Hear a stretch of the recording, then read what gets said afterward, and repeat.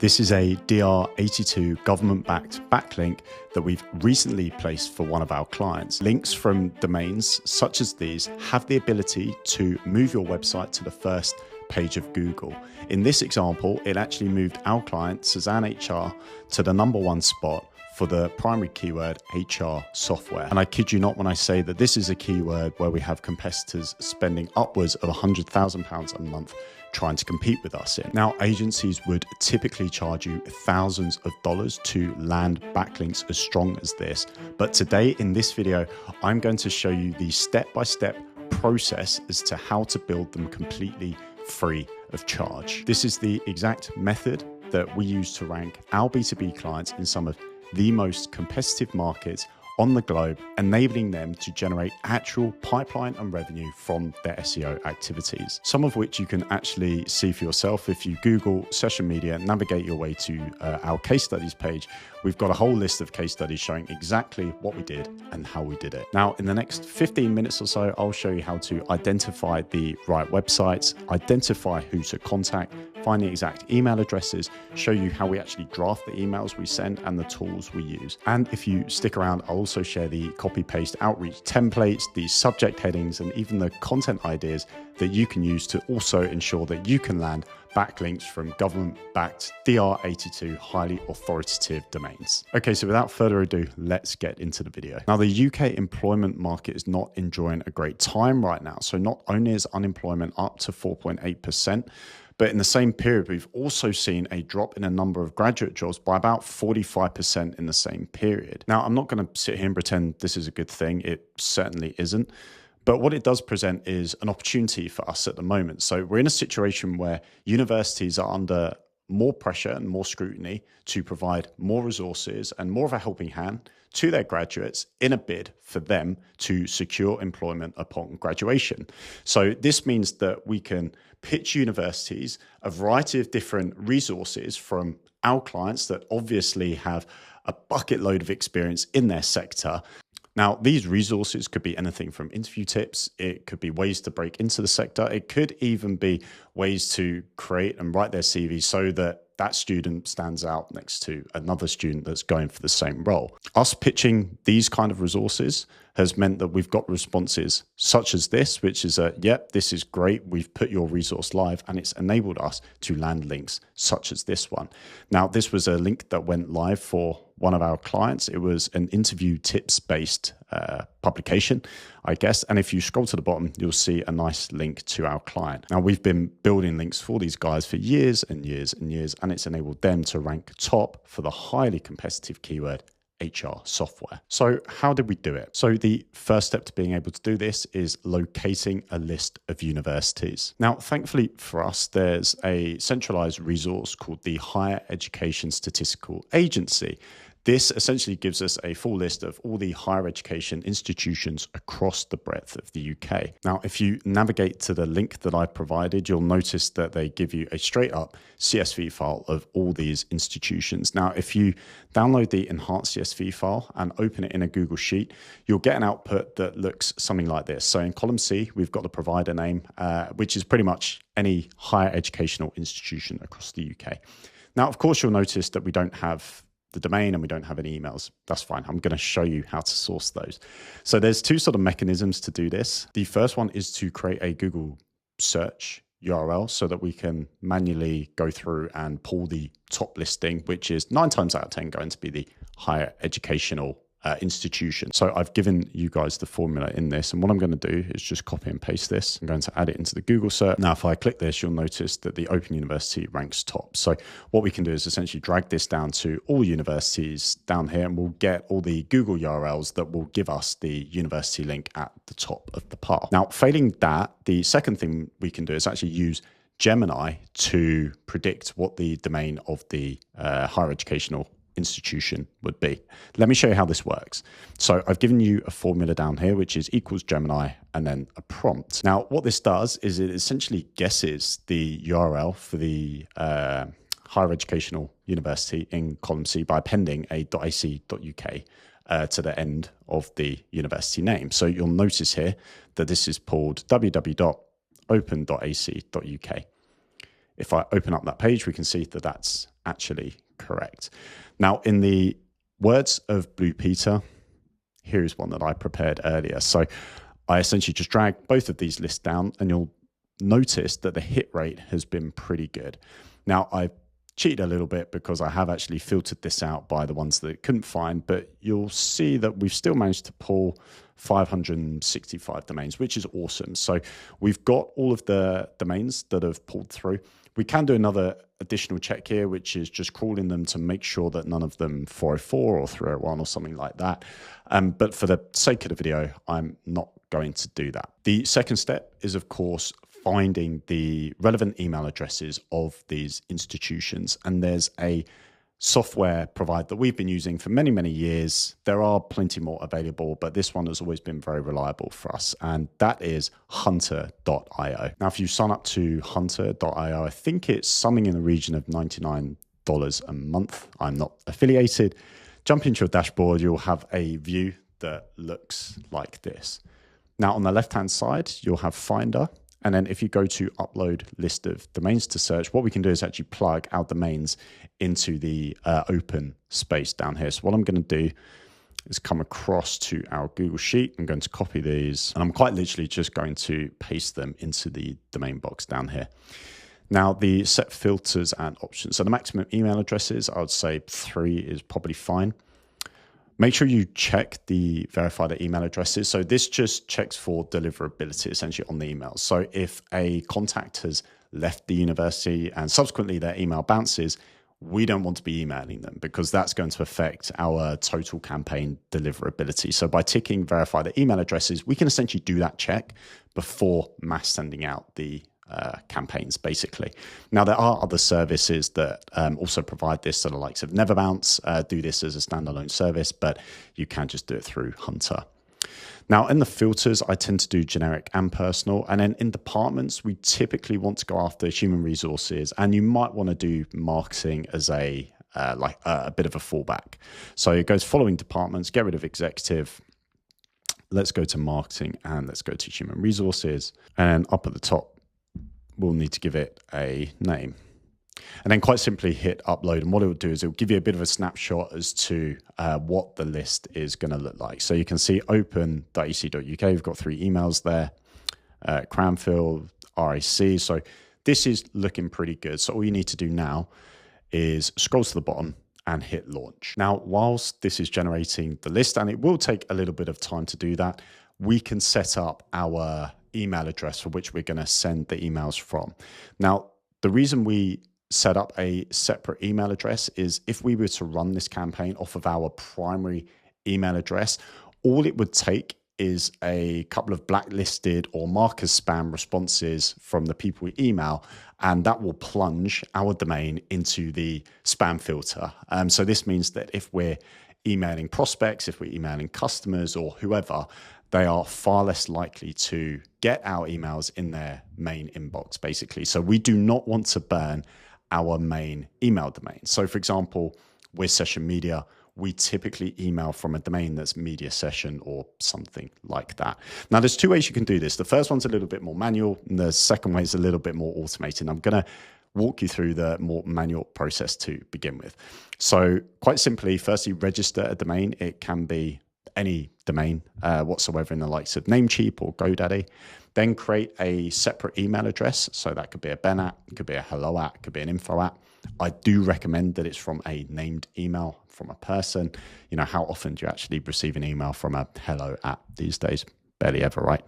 Once you've created that email, you need to warm it up. So this means that you need to email contacts, friends, family, employees, people that are trusted, and then essentially have a bit of a back and forth conversation between yourself on that email and your recipient.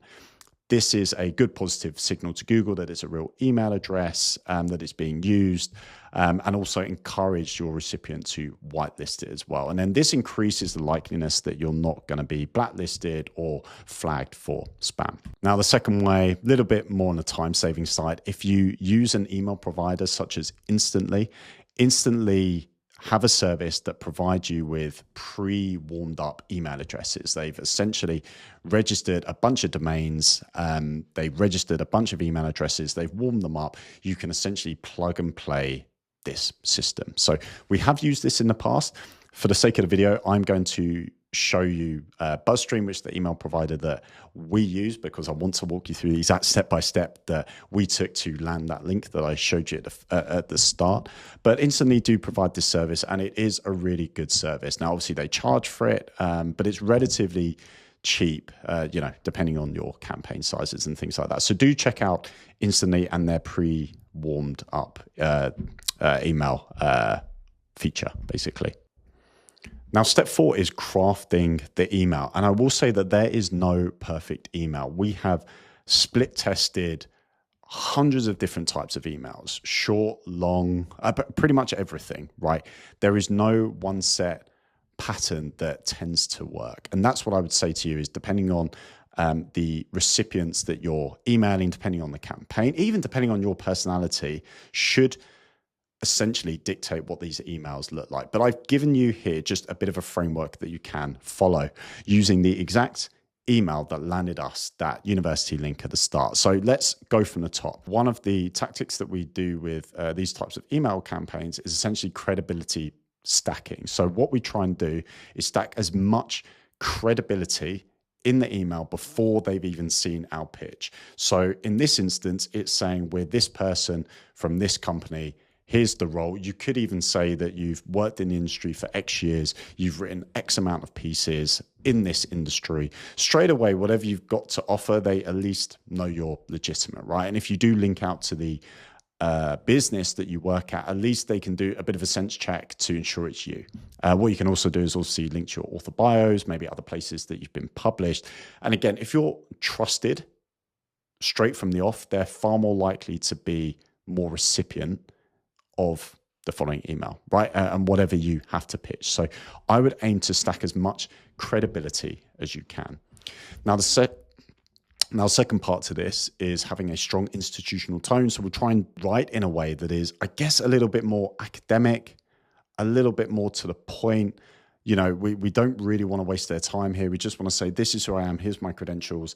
Here's what I've got to offer you. And then what we do is we go into the topic alignment, which is part 3. Now, again, you can try you can try varying degrees of approach here. And at the end, I have said that I will provide you with copy paste templates and things like that. And you'll see that we do mix and match this quite a lot. So in this instance, what we did was we actually offered 5 different titles. And it was essentially like a pick your best type thing. This doesn't always work. Sometimes we will go super specific on one title and make it really personalized to that city, that university, and maybe even that department. But in this instance, we actually provided 5 different titles. So it's actually a little bit broader than I think we would probably approach it in other emails anyways. Make sure that it's a contribution and not a promotional. This is not an advertorial. We are not doing this to gain any benefit from our perspective. We are only here to provide the value for the students. Never forget that. A lot of the time we don't even ask for the link. We will just provide the content and trust that the link will follow suit. Obviously, in the age of AI, if we can just get the brand mentioned, that's a huge tick in the box, especially when we're trying to appear in the AI overviews. Number 5, in a similar remit, but let's not make it salesy, low pressure tone. And then there's a couple more bits towards the end here. So some phrasing, if you like to discuss educational and professional development of the proposer details and things like that, just things that can sort of help tie the knot towards the end of the email. But the bulk of it is done at the top and the middle. We want to stack the credibility, provide the titles. That should do most of your heavy lifting. But as I said, we split test a lot of these emails. We've sent out memes, we've sent out GIFs, we've done one-liners. There is no limit to what you can test. You really need to find your mojo and find your style, because that's who you will become known for. And one thing that I will also add to this as a final point on crafting the email is really think long-term about the partnership. So you really want to build rapport with these guys. So Reading University, we've placed 8 or 9 of our clients all in different verticals across their site. And that's because we built a partnership, we built a relationship with the people there. And you can only really build that if you are being authentically true to yourself and adding a bit of personality. So like this sort of stuff, I absolutely love. I love the GIFs, I love kind of like the humor-based avenue. That's something that I would stop and listen to. Now, the last part to this is step 5, and it's setting up your sequence. So by this point, your list should have generated from hunter.io, and you should have a CSV of at least 3 emails per university contact. Now, there are plenty of email providers, if I'm honest. When we first started doing this sort of 8 or 9 years ago now, there weren't as many, and they were quite expensive. Now you've got a far greater freedom of choice than I or we ever had. Now, BuzzStream is a provider that does have all the bells and whistles. It's essentially like its own CRM for link building, but there are other providers you can use, and I've mentioned Instantly before. So if you sign up to BuzzStream and you set up a project, you can add your contacts into an outreach list. Now, this will sort between the name, the website, the email, all that kind of stuff. As you send through your sequences, it will also update the contacts to whether they responded positively, negatively, whitelist, blacklist, and you can kind of keep them in your repertoire for future campaigns. Now, if I open up the exact sequences that we use to land that link for Suzanne HR that I mentioned at the start, you'll notice that we ran 2 different campaigns. One had 1 follow-up and one had 2 follow-ups. You'll notice that the open rate was sort of between 70 and 80%. The click rate was anywhere between sort of 56% and 74%. So the engagement metrics on them were pretty good. Obviously, from a success perspective, you're probably only going to land maybe 2 to 4% of the total list that you pitch. So for every 100 emails that you send, or every 100 contacts, I should say, that you send, you'll probably aim to land up to maybe 4 links from that. So it certainly is a mass game. And not only is it a mass game, but it's also a split test game. So whereas in the past we were sending maybe a couple of thousand emails for each campaign, I would certainly look to up that between 5 and 10,000. I think cold outreach has become cheaper, more accessible, and far more of a plug and play solution than it was when we ran or we started running these sort of outreach campaigns anyway. So opening this up, I went through this email here, and as mentioned, it was no means by perfect, if there is a perfect email that exists. I don't believe there is, but you'll be able to pick holes in this 100%. We've also got the follow-up down here. We added like a nice GIF. Just try and be a little bit fun with it and add some personality. And I'm repeating myself now, sorry, but I just think that that's so important with this. I think AI can make sequences very robotic, very much lacking personality. Try and distill that as much as possible and try and make them as personalized as you can. So the more variable fields that you can put into your email campaigns, the higher the likeliness of landing that link. Now, for the final part to this, I said that I would provide you the copy and paste outreach templates, subjects, and even content ideas that you can use to land links such as the one that I showed you at the start. Now, if you sign up to the link in the description, you'll be sent a Notion board that looks like this. Now, this Notion board has the show notes and resources to every single video that I've created on YouTube. If you select the first link on the Notion board, you'll have the outreach sequences, subject lines, and content ideas at your disposal. I've even chucked in the list of university contacts that I generated at the start as a downloadable sheet. So you don't actually need to go through and enrich the original list that I provided. So let's go through some of these titles. So 10 guest post titles: how to get started in industry, what employers really look for, breaking into, career pathways from university to industry, top skills to develop. I would say that also the one thing to add is the more personalized you can make it about the city, the university, and the department, the higher, again, the likeliness that they're going to run something like this. So we've got a couple of subject lines here. Now, I'm very much pro going a bit left field with this. So I haven't listed any of those, but, even just... I get a lot of quick question in my subject line. Would that work? Not too sure, but definitely have some fun with subject lines. You're going to have some universities, some people on the other side of the emails, the recipients rather, being a bit more serious. So you might want to try some of these more, straightforward and more simple subject lines. And then some you might want to try and have a bit of fun with. The reason that I like the university approach is that they don't get a lot of pitches for links. So they're usually quite receptive to these types of things. I also like that if you send it to the wrong department, that department will usually point you to the correct department, especially at a time when, we need to provide the students as much of a helping hand as we can to try and land that job post-graduation. Now, I've given you 5 templates down here. It's pretty much an amalgamation of the one that I walked you through on BuzzStream. So this first one is pretty much like for like. It's the credibility stacker. My name is here. I'm with here. We work closely with organizations that do this thing. We're looking to do this. Here are some titles, yada, yada, yada.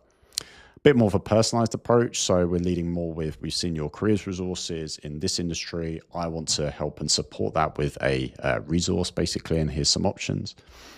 More of a short version, which is more taking the approach that I'm from here. We've already created this guide. Do you want it? Number 4, the employability angle. So essentially, we are a team trying to empower and help the employability of UK students. We work closely in this sector. We're from this company, and we've developed like a hub of insights and guides and things like that. Here are some of the topics. Do you want to take a look?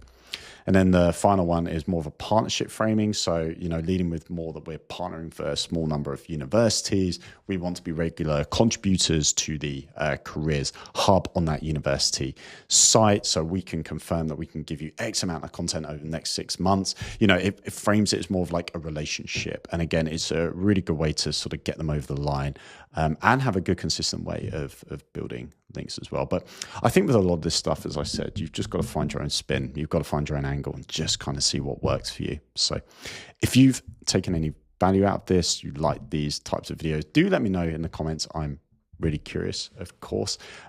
If you've got to this point, I really appreciate it. I do think for a lot of link building, you have to be quite fun. A lot of people get a lot of cold emails these days. Do we respond to a lot of them? I think if the preview text is a really good hook, then I will open it and I will respond, especially if I see sort of credibility up front and things like that. But yeah, let me know in the comments as to what has worked with you. If you've liked this video, then please do subscribe to the channel. Otherwise, I will see you next time.